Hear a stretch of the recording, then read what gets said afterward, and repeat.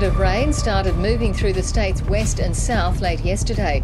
Broken Hill in the far west has already copped a massive deluge. It's on track to get a year's worth of rain in just 3 days. One of Australia's largest steelworks is in the hands of administrators this morning, with the South Australian Government engineering a snap parliamentary move to place the Whyalla facility into the hands of administrators yet again. The Prime Minister and South Australian Premier set to unveil a huge rescue plan later today. Tasmania is in a homelessness crisis but shouldn't expect to be bailed out by Canberra, according to Liberal Senator Eric Abetz. Andrea Crothers is in Hobart for us this morning. Andrea, the Senator claimed waiving the state's public housing debt only rewards bad behaviour. The state government admits it has made Mount Isa a special case, giving it permission to pump triple the amount of lead into the atmosphere the national standards allow. The city's children are being tested, but most parents don't want to know. Yeah, the situation has been described by the New South Wales SES as a life-threatening situation. It is very real, and in Grafton and the upper catchment today and yesterday, we saw water inundating areas that have never been inundated before.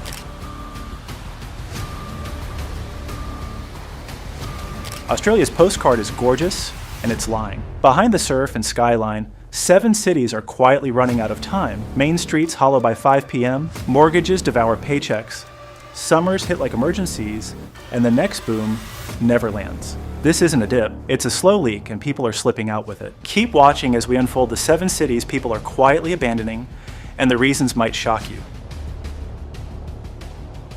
Once hailed as one of Australia's richest mining towns, Broken Hill has become a shadow of its former self. The city thrived on silver, lead, and zinc mining, helping shape the entire nation's industrial growth. But now, the mines are mostly closed, and the population is in decline. Schools are merging, shops on Argent Street are boarded up, young people are leaving for Sydney or Adelaide, and the elderly are left behind in a town that feels forgotten. Jobs are scarce, and even tourism, which once tried to capitalize on the town's outback charm, hasn't been enough to reverse the downturn. Climate change and water scarcity have added fuel to the fire.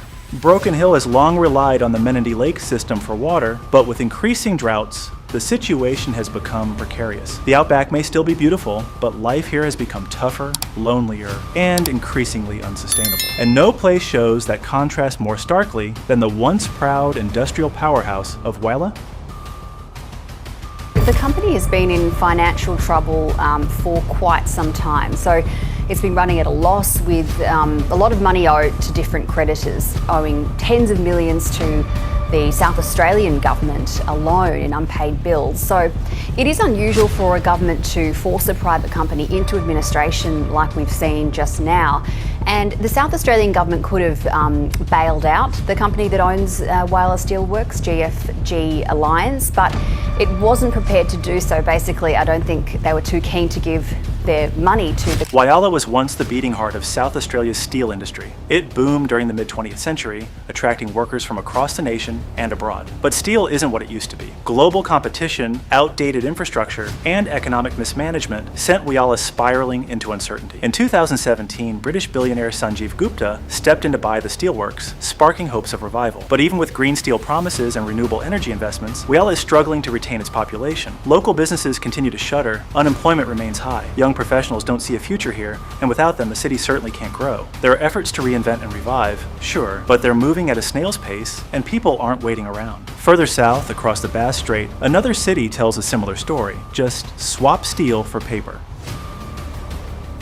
Located on Tasmania's north coast, Burnie was built around paper mills and port trade. For decades, it hummed with industrial activity, but like many towns built around a single industry, Burnie suffered when the mills began closing in the 2000s. Efforts have been made to reinvent the town as an arts and education hub, and the University of Tasmania has expanded its presence. But these moves haven't fully compensated for the jobs lost. Many families have already moved south to Hobart or even mainland Australia, and while the view of Bass Strait remains as stunning as ever, economic uncertainty hangs thick in the salty air. Now let's head west, where another coastal city is struggling, not because it lacks potential, but because it's been left behind.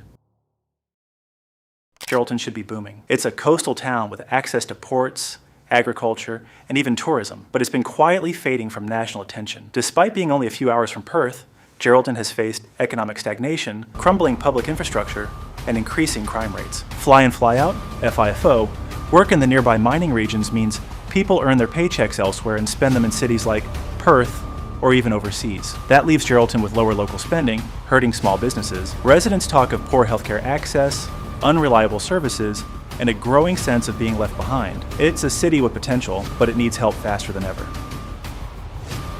Mount Isa is another mining giant facing a slow bleed. Known for its rich copper, lead, silver, and zinc deposits, this outback Queensland city still produces minerals, but it's losing people. Why? Life in Mount Isa is tough. Extreme heat, limited services, and expensive housing. All these factors make it hard to raise a family or build a community. Once seen as a land of opportunity, Mount Isa is now a place many want to escape. Locals report that the money may still be flowing, but it's not sticking around. People earn, then leave. The result is a city that feels increasingly hollow. And sadly, that emptiness isn't just economic. Over in northern New South Wales, Grafton has been fighting something even harder to control: nature itself.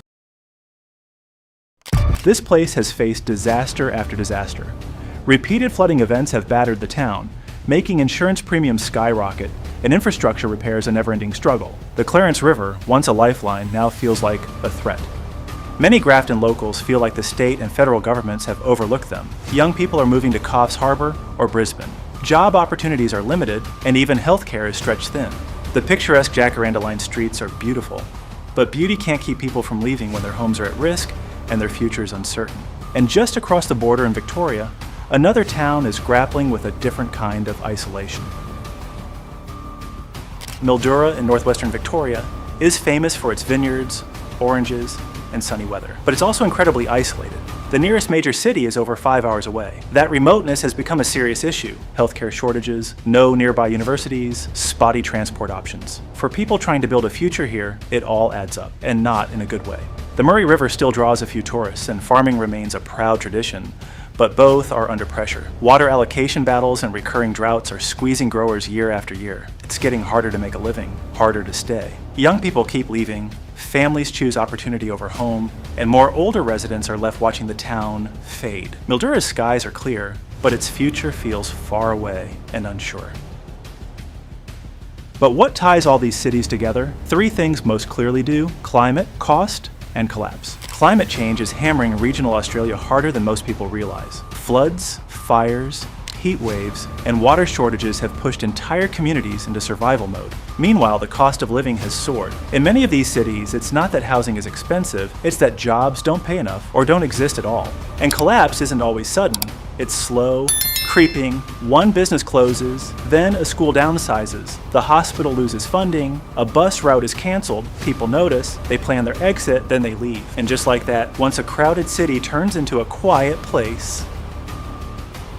But the problems go beyond these issues. Australia's urban-rural divide has grown wider and isn't just economic, it's psychological. In cities like Melbourne, Sydney, and Brisbane, opportunity feels tangible. In towns like Broken Hill or Mount Isa, it feels like the future is something that happens elsewhere. And when that mindset settles in, it's hard to reverse. Government investment is often promised, but too slow to arrive. By the time help comes, many have already left. Those who remain feel forgotten. It's a feedback loop, and one that's draining the life from dozens of communities.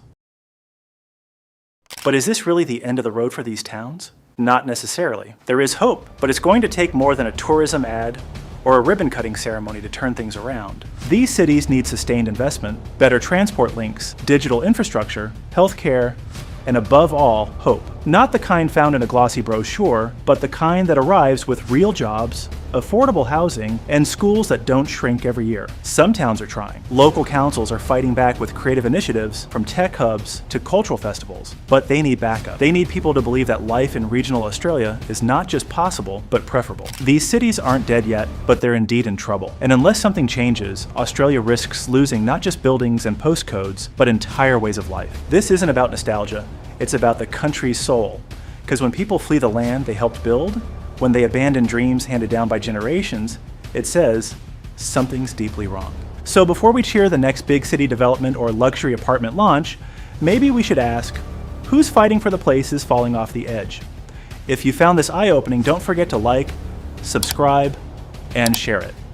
And let's not wait until these cities are ghosts to care about saving them.